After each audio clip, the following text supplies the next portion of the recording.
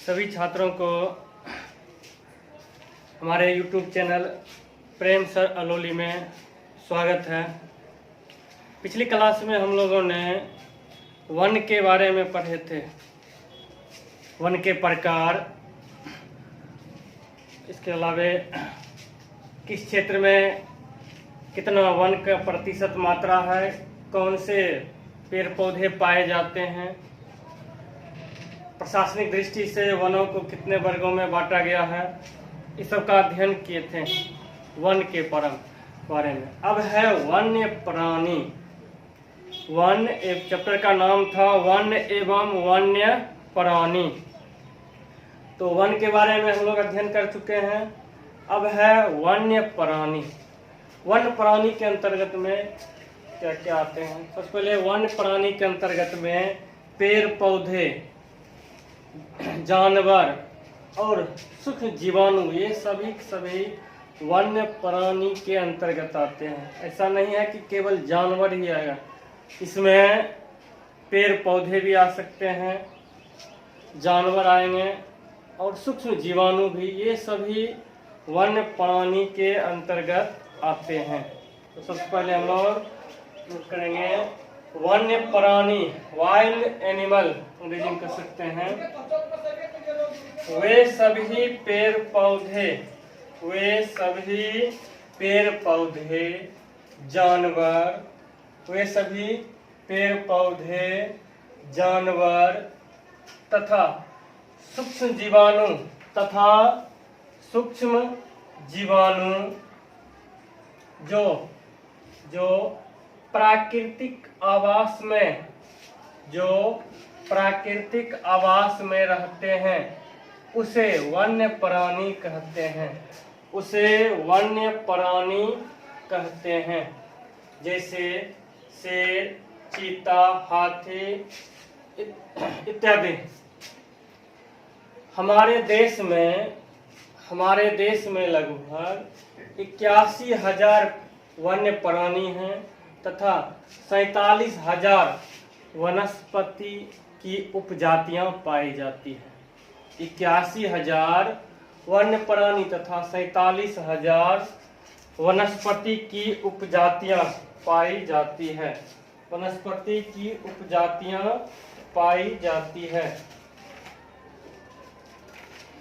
वन्य प्राणी किसे कहेंगे? वे सभी पेड़ पौधे, जानवर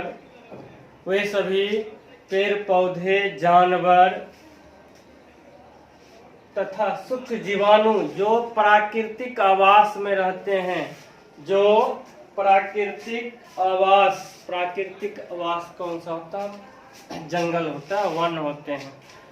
प्राकृतिक आवास में रहते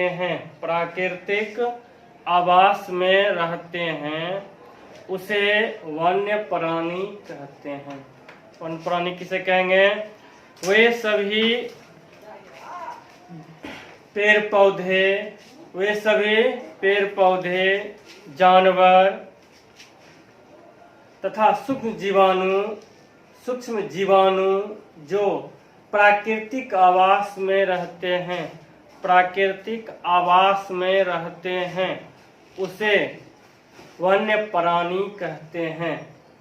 जैसे शेर, चीता, हाथी, अन्य प्रकार के वृक्ष जैसे चंदन, देवदार इत्यादि, ये सभी वन्य प्राणी के अंतर्गत आते हैं। पेड़ पौधे में भी जीवन पाया जाता है, इसलिए प्राणी के श्रेणी में रखा गया है। पेड़ पौधे में भी जीवन पाया जाता है, इसलिए इसे किस में रखा गया? वन्य प्राणी के अंतर्गत रखा गया है। हमारे देश में 81,000 वन्य प्राणी तथा 47,000 वनस्पति की जातियां और उपजातियां पाई जाती है। हमारे देश में कितनी पेड़ पौधे की जातियां पाई जाती थी 81,000, 47,000, और वन्य प्राणी का 81,000। वनस्पतियों का कितना प्राणी उपजातियां और जातियां पाई जाती है 47,000, और वन्य प्राणियों का जैसे जीव जंतुओं का 81,000। कितना हो जाएगा? अब है वन्य प्राणियों के प्रकार। वन्य प्राणियों के प्रकार, वन्य प्राणियों के प्रकार। तो अंतर्राष्ट्रीय प्राकृतिक संरक्षण एवं प्राकृतिक संसाधन संरक्षण संघ ने लुप्त होते हुए वन्य प्राणियों को एक सूची बनाया, लुप्त होने वाले प्राणियों का एक सूची बनाया, जिसे रेड डाटा बुक के नाम से भी जाना जाता है। Red data book, red data book. इसके अंतर्गत विभिन्न प्राणियों को श्रेणी बांट दिया गया है, जो लुप्त हो रहे हैं या वर्तमान में उपस्थित हैं या कुछ दिनों के बाद वैसे जीव जंतुओं का या प्राणियों का समाप्त हो जाएगा, उसे एक डाटा द्वारा तैयार किया गया, एक श्रेणी बांट दिया गया, जो निम्नलिखित श्रेणी है, जिसे वन्य प्राणियों के प्रकार के अंतर्गत रखा गया। पहला नंबर है सामान्य जाति, सामान्य जाति। दूसरा है संकटग्रस्त जाति, संकटग्रस्त जाति। तीसरा है सुवेध जाति। चौथा है दुर्लभ जाति, दुर्लभ जाति। तो पहला है सामान्य जाति। सामान्य जाति किसे कहेंगे? सामान्य जाति वैसी जातियां, वैसी जातियां जिनकी संख्या, जिनकी संख्या जीवित रहने के लिए, जीवित रहने के लिए सामान्य मानी जाती है, जीवित रहने के लिए सामान्य मानी जाती है, उसे सामान्य जाति कहते हैं, या वह सामान्य जाति के श्रेणी में आता है। कौन से? वैसी जातियां जिनकी संख्या जीवित रहने के लिए, वैसी जातियां जिनकी संख्या जीवित रहने के लिए सामान्य मानी जाती है, उसे सामान्य जाति कहते हैं, या उसे सामान्य जाति के श्रेणी में रखा गया है। जैसे बहुत सारे पशु हैं, साल, चील, ये सब पौधे हैं, पेड़ के नाम हैं, ये सब सामान्य है, हर जगह पाया जाएगा, इसकी कमी नहीं है, अर्थात ये पर्याप्त मात्रा में उपलब्ध हैं।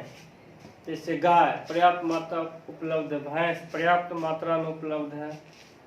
तो ये सभी सामान्य श्रेणी में रखा गया है कि ये जीवित रहने के लिए सामान्य माने जाति, से किसी प्रकार का कोई खतरा नहीं है। तो ऐसे जाति, ऐसे प्राणियों के सामान्य जाति के श्रेणी में रखा गया है। ऐसे जातियों को सामान्य जातियों के श्रेणी में रखा गया है। दूसरा है संकटग्रस्त जाति, संकटग्रस्त जाति। वैसी जातियां जिनका लुप्त होने का खतरा है, वैसी जाति जिनका लुप्त होने का खतरा है, जिनका लुप्त होने का खतरा है, तथा विषम परिस्थिति के कारण, विषम परिस्थिति के कारण इनकी संख्या कम हुई है।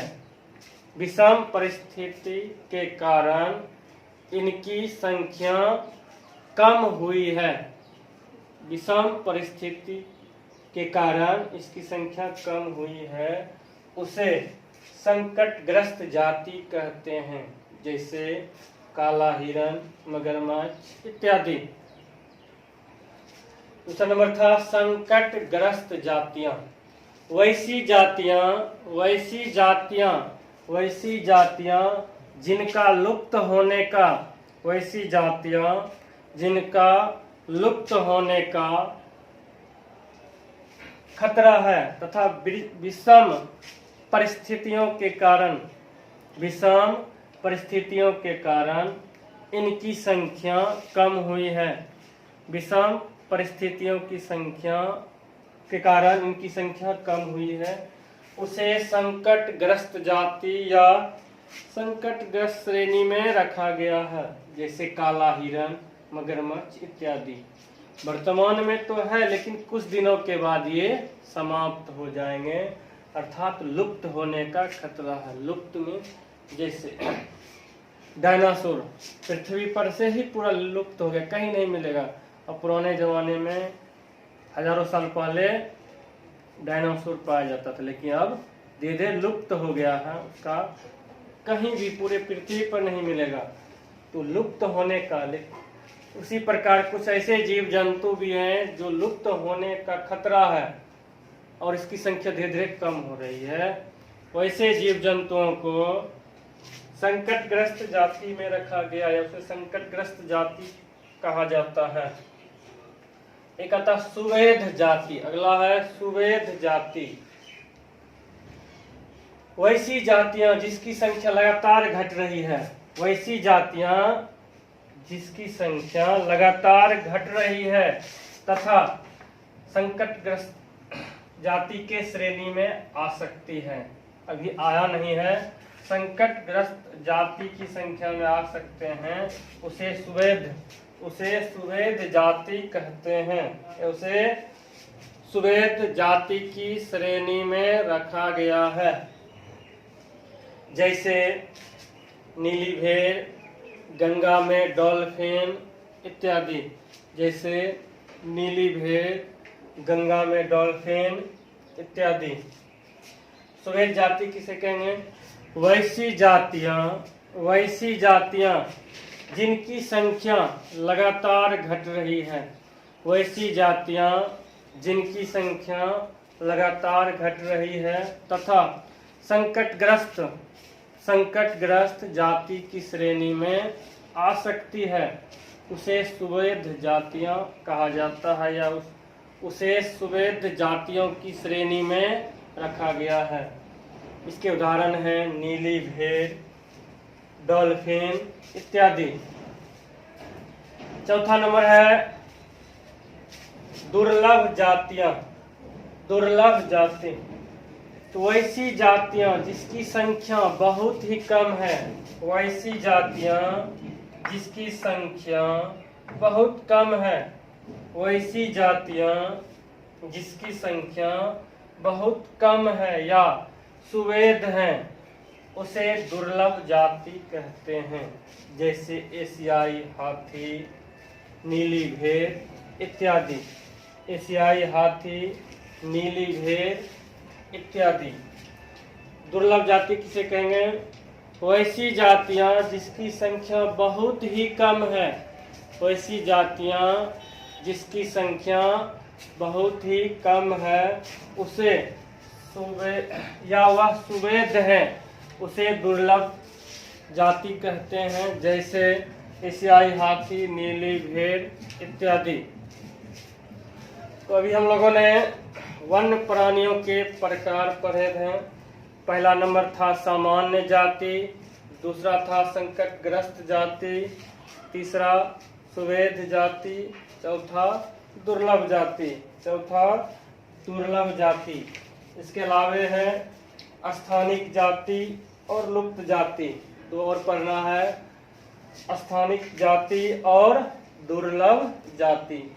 अभी हम लोग पढ़े सामान्य जाति, संकटग्रस्त जाति, सुवेध जाति और दुर्लभ जाति। सामान्य जाति किसे कहेंगे? वैसी जातियां जो जीवित रहने के लिए सामान्य हैं, वैसी जातियां जो जीवित रहने के लिए सामान्य हैं तथा उसकी संख्या पर्याप्त है। अभी वर्तमान में ऐसे जीव जंतुओं की संख्या पर्याप्त है, उसे सामान्य जाति कहते हैं। जैसे विभिन्न प्रकार के पशु, साल, चील इत्यादि। संकटग्रस्त जातियां वैसी जातियां जिनका लुप्त होने का खतरा है, जिनका लुप्त होने का खतरा है तथा विषम परिस्थितियों में इनकी संख्या धीरे धीरे कम हो रही है, धीरे धीरे घट रही है। ऐसे जीव प्राणियों को संकटग्रस्त जाति कहा जाता है, जैसे काला हिरण, मगरमच्छ इत्यादि। तीसरा था सुवेध जातियां, वैसी जातियां जिसकी संख्या बहुत घट रही है, बहुत ही कम हो रही है या नहीं के बराबर है, तथा जिसे संकटग्रस्त जाति के अंतर्गत रख सकते हैं, उसे सुवेध जाति कहते हैं, जैसे नीली भेड़, डॉल्फिन इत्यादि। चौथा है दुर्लभ जातियां, वैसी जातियां जिसकी संख्या बहुत ही कम है या सुवेध है, उसे दुर्लभ जाति के अंतर्गत रखा गया है या उसे दुर्लभ जाति कहते हैं, जैसे एशियाई हाथी, नीली भेड़ इत्यादि। अब इसे आप लोग नोट कर लीजिए। इसके बाद अगला बताते हैं।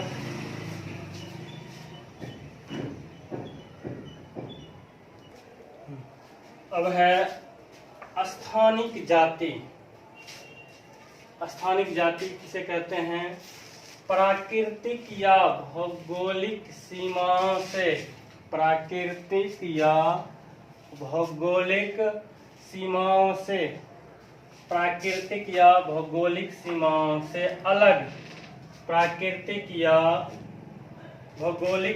अलग विशेष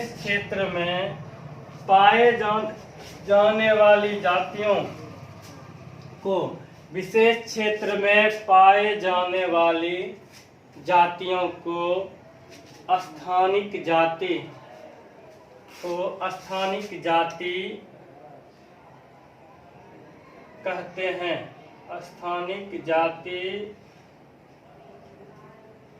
कहते हैं। जैसे अंडमानी टील, निकोबारी कबूतर, अंडमानी जंगली सुअर इत्यादि। स्थानिक जाति किसे कहते हैं? प्राकृतिक या भौगोलिक सीमाओं से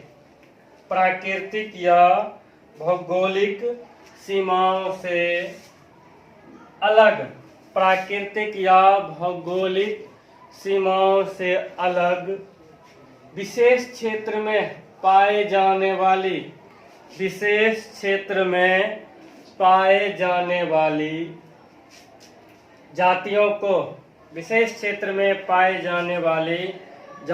को स्थानिक जाति के श्रेणी में रखा गया है या उसे स्थानिक जाति कहते हैं। जैसे भारत के नक्शा में देखेंगे तो अंडमान निकोबार द्वीप समूह थोड़ा अलग है, द्वीप समूह में है। तो भारत के भौगोलिक सीमा से थोड़ा सा हटके है अंडमान निकोबार द्वीप समूह। वहाँ जो पाए जाते हैं अंडमानी टील जानवर का नाम है, निकोबारी कबूतर, अंडमानी जंगली सुअर, ये सभी जीवों को स्थानिक जाति के अंतर्गत रखा गया है।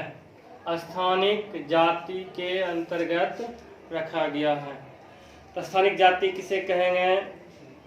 भौगोलिक या प्राकृतिक सीमाओं से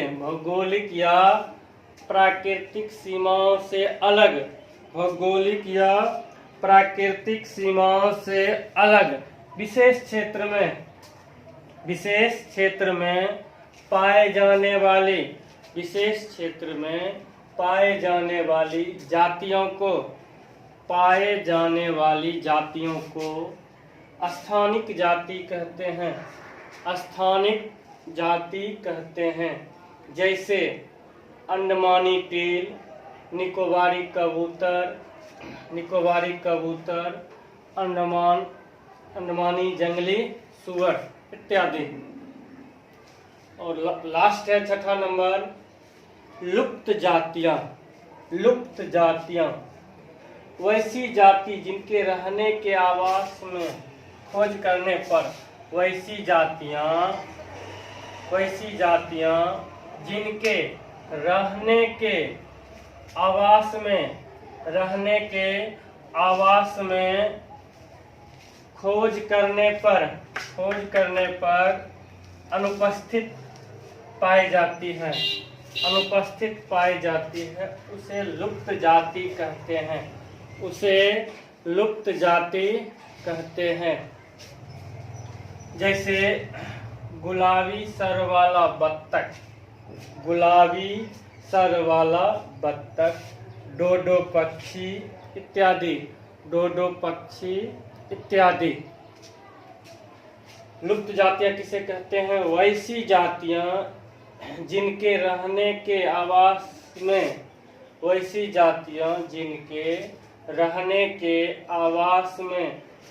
खोज करने पर अनुपस्थित पाई जाती है, उसे लुप्त जातियां कहते हैं। जैसे गुलाबी सर वाला बत्तख, डोडो पक्षी इत्यादि।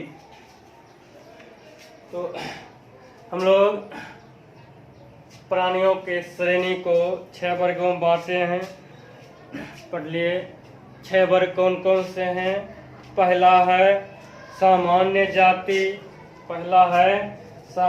जाति, दूसरा है संकटग्रस्त जाति, तीसरा है सुवेध जाति, चौथा दुर्लभ जाति, पांचवा स्थानिक जाति और छठा लुप्त जाति।